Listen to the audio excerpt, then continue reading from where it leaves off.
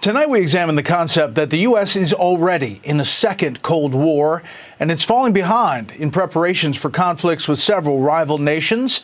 Joining us is Dmitri Alperovitch. He is the founder of the cybersecurity firm CrowdStrike and author of the new book, World on the Brink. Dmitri, thanks for being here. Thanks so much, Bret. What's the premise of this book, and what's the message you're trying to get out?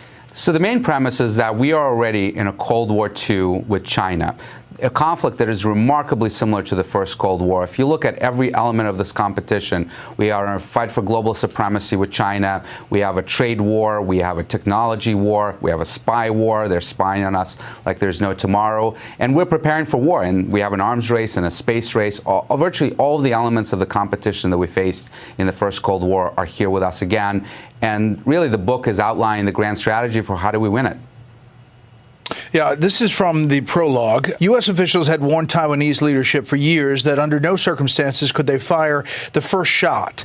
They had to take the Chinese punch before retaliating. And yet, as the warning signs had gathered in the Pacific, the United States had found itself preoccupied. The Olympic festivities had merged into wall-to-wall coverage of another contentious and fraught fall presidential election. Having completed its military buildup with its forces poised to invade, China issued an ultimatum to Taipei: peacefully join the People's Republic of China or face immediate consequences. There was the risk of a nuclear exchange, the probability of which was hard to estimate but couldn't be dismissed. I mean, is that how you see it going down?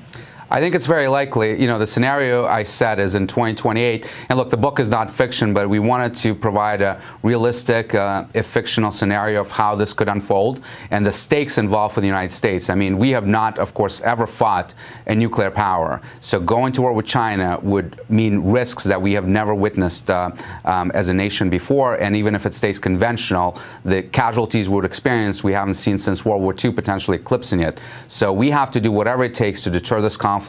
And that's what I outline in the book, the strategy for doing so.